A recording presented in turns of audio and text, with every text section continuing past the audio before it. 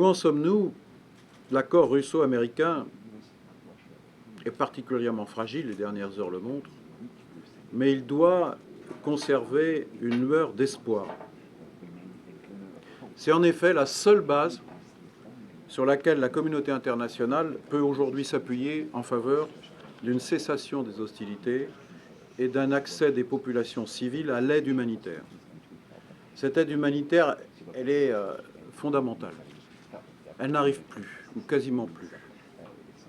Je pense en particulier à Alep, qui devient, chaque jour qui passe, une ville martyre.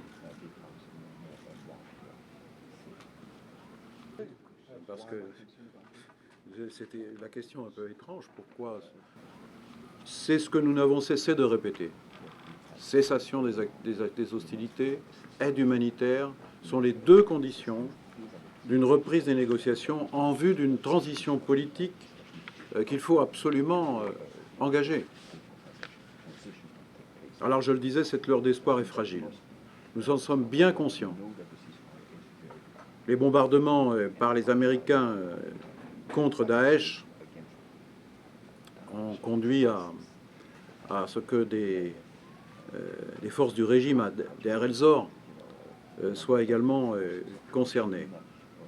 Et cela, bien sûr, tout le monde l'a vu, a conduit à une forte tension entre les coparrains de l'accord.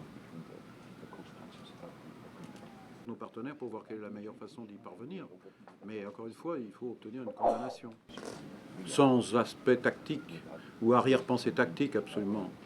La réalité, ce sont toutes les informations qui nous remontent du terrain, c'est que les violations du cessez-le-feu sont du fait du régime. Et aussi du régime aidé par ses soutiens. La réalité ne fait aucun doute. C'est le régime qui est à l'origine de l'essentiel du drame syrien. Il ne faut jamais l'oublier. Ces 400 000 morts, dont la quasi-totalité est due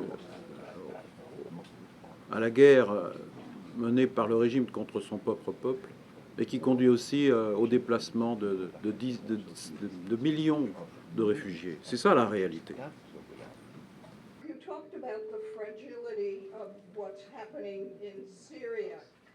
Et donc, la seule voie possible, c'est que tout le monde joigne ses efforts pour que l'accord de cessation des hostilités soit respecté. À cet égard, il faut qu'un dialogue renforcé, renouvelé entre Russes et Américains soit effectif. Mais il faut aussi, parce que c'est clair qu'on ne peut pas limiter le dialogue à deux pays, même aussi important soit-il, il faut que la mobilisation soit collective. Et j'insiste beaucoup sur cette dimension collective, car on voit bien les limites, quelle que soit la bonne volonté, lorsqu'un accord fragile est mis au point, la difficulté pour le mettre en œuvre. Donc s'il n'y a pas l'appui de la communauté internationale, s'il n'y a pas un engagement fort, et la France est prête à y contribuer, elle ne cesse de le dire et de le répéter, c'est ce que je dis encore ce matin, j'en appelle à ce que chacun prenne ses responsabilités. Comment expliquez-vous que malgré votre demande